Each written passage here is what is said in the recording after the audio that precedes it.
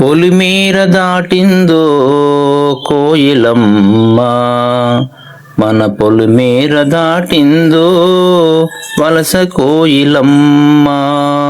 కోయిలమ్మ సేద్యం చేసే రైతులెక్కడమ్మా, సేద్యం చేసే రైతులెక్కడమ్మా, ఎక్కడమ్మా ఎక్కడమ్మా.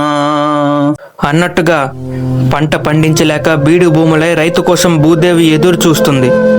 సాంకేతిక పరిజ్ఞానం ఉన్నప్పటికీ సాగు చేసే భూములు లేనట్లుగా మారుతున్నాయి. సారవంతమైన నేల సాగు చేసేదెలా తెలియక బీడు భూములుగా మారుతున్నాయి. రైతు బిడ్డ రైతు కాకూడదు, ఏ ఇంజనీరో డాక్టరో కావాలంతే.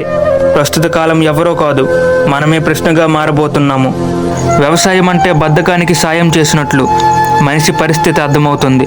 రానున్న కాలంలో రాకెట్లు పండిస్తారా, తినడానికి కనీసం బిస్కెట్లైనా దొరుకుతాయా అనే సందిగ్ధంలో మనిషి ఉంటాడా? సేద్యం అంటే సాధ్యం కానట్టుగా ఉన్నాడు మనిషి. పరిష్కారం మనదే, పరిస్థితి మనదే. మన గతి మారుతుందా? మన సంగతి మనకు తెలుస్తుందా? ఆర్ద్రతతో తెలుసుకోవాలి, సమర్థతతో అర్థం చేసుకోవడం అలవర్చుకోవాలి.